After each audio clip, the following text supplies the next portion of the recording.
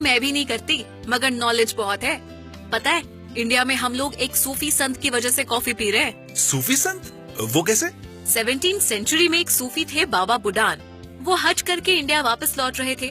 रास्ते में उन्होंने मोका यमन के पोर्ट से 7 कॉफी बीन्स लिए और उन्हें इंडिया ले आए और इंडिया में कॉफी की एंट्री हुई।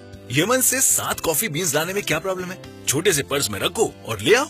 उस वक्त कॉफी के कारोबार पर अरब्स का कब्जा था। अरब्स कॉफी बीन्स को या तो रोस्टेड या फिर बॉइल्ड फॉर्म में ही देश से बाहर ले जाना अलाउ करते थे।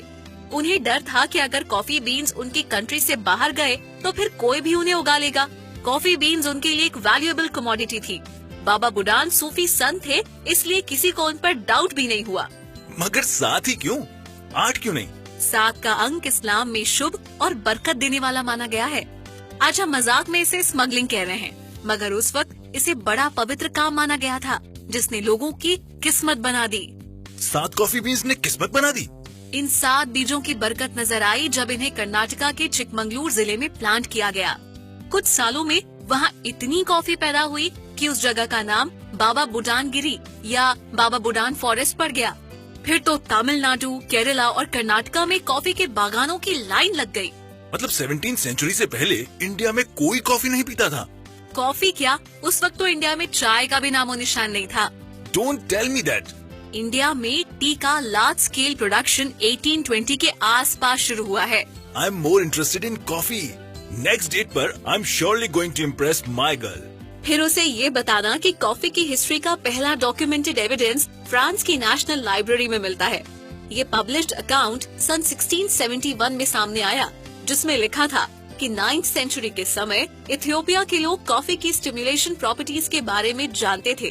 कुछ लोग ये भी कहते हैं कि वो इसे खाते भी थे। 15th सेंचुरी में ये कॉफी अफ्रीकन कंट्रीज से अरेबियन कंट्रीज में आई, स्पेशली यमन में।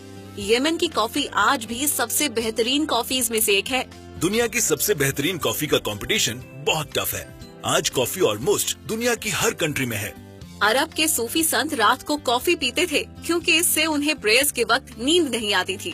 कॉफी नींद भगा देती है, ये बात सबसे पहले किसने डिस्कवर की थी? 9th सेंचुरी में इथियोपिया में रहने वाले काल्दी नाम के माली ने पहली बार डिस्कवर किया कि कॉफी बीन्स को खाकर उनकी बकरियां एनर्जेटिक हो जाती हैं। कॉफी को सबसे पहले बकरियों ने डिस्कवर किया? ऐसा कुछ लोग कहते हैं। ह्यूमंस को कॉफी से कोई फायदा है, ये पहली बार मोका यमन में देखा गया। कैसे? यहाँ उमर नाम के हकीम थे जो कुछ मरीजों को कॉफी पिलाते थे और मरीजों को फायदा होता था। ब्रिलियंट! डॉक्टर पेशेंट्स को कॉफी ऑफर करते थे। ऐसी क्लिनिक में मैं तो रोज जाऊंगा। कॉफी वर्ड का ओरिजिन हुआ था अरबिक वर्ड कावा से, जिसका मतलब शायद वाइन होता है। और अब देखो, इस कहवे या कॉफी का जादू इंडिया में सर चढ़ के बोल रहा है। माना जाता है कि इंडिया का सबसे पहला कॉफी शॉप कोलकाता में खोला गया था, वो भी प्लासी की बैटल के बाद। ओह! अच्छा, तुम्हें मालूम है शुरुआत में इंडिया में लोग कॉफी में शक्कर नहीं, हनी मिलाते थे। तब तो एक बात मैं भी बता दूं, 17वीं और 18वीं सदी में इंडिया में अच्छी कॉफी की पहचान दूध से होती थी। दूध से पहचान होती थी? क्या मतलब? इसे डिग्री कॉफी कहते थे। कॉफी तो इसमें कोई भी चल जाती थी, मगर जो दूध मिलाया जाता था वो लैक्टोमीटर पर एकदम प्योर डिग्री का होता था। ये कॉफी पीना रिच होने का सिंबल थी। 1670 के बाद तो इंडिया में कॉफी बागान अमीर होने का सिंबल बन गए थे। मेरे पास 5 कॉफी के 5 बागान हैं। क्या है तुम्हारे पास?